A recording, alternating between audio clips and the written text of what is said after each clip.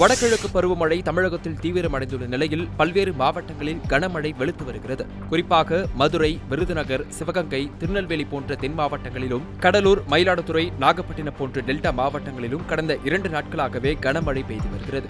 இந்நிலையில் புதிய புயல் எச்சரிக்கை காரணமாக நவம்பர் 29ஆம் தேதி வரை கனமழை நீடிக்க வாய்ப்புள்ளதாக எச்சரிக்கப்பட்டுள்ளது.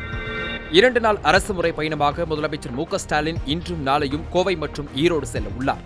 கோவையில் செம்மொழி பூங்காவை இன்று திறந்து வைத்து மாலையில் தொழில்துறை சார்பில் பல்வேறு தொழில் நிறுவனங்களுடன் நடைபெறும் புரிந்துணர்வு ஒப்பந்த நிகழ்ச்சியில் அவர் பங்கேற்க உள்ளார். இதனைத் தொடர்ந்து நாளை ஈரோட்டில் நடக்கும் நிகழ்ச்சிகளில் அவர் கலந்து கொள்கிறார்.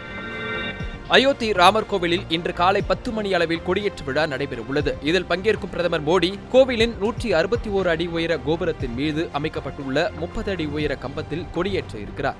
கோவிலின் கட்டுமான பணிகள் முழுமையாக நிறைவடைந்ததை அடுத்து இதை கொண்டாடும் விதமாக இந்த விழா நடைபெறவுள்ளது.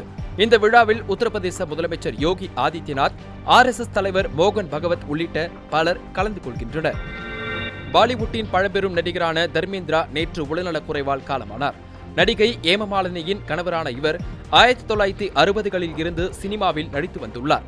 60 ஆண்டுகளாக 300க்கும் மேற்பட்ட திரைப்படங்களில் நடித்த இவர் தன்னுடைய தனித்திறமையால் ரசிகர்களிடம் வரவேற்பை பெற்றார். அதனைத் தொடர்ந்து அரசியலிலும் ஈடுபட்டு வந்தார். இந்நிலையில் உடல்நலக்குறைவால் காலமான அவருக்கு பிரபலங்கள் உட்பட பலரும் அஞ்சலி செலுத்தினர். தமிழ்நாட்டில் இதுவரை 6.16 கோடி வாக்காளர்களுக்கு SIR தொடர்பான படிவங்கள் வழங்கப்பட்டுள்ளதாகவும் அதில் 50% நிரப்பப்பட்டு மீண்டும் திரும்பப் பெறப்பட்டுள்ளதாக தமிழக தலைமை தேர்தல் அதிகாரி அர்ச்சனா பட்நாயக் தெரிவித்துள்ளார். அதோடு டிசம்பர் 4ஆம் தேதியே கடைசி தேதி என்றும் அதற்குள்ளாகவே எல்லோரும் படிவங்களை நிரப்பி ஒப்படைக்க வேண்டும் என அவர் வலியுறுத்தியுள்ளார்.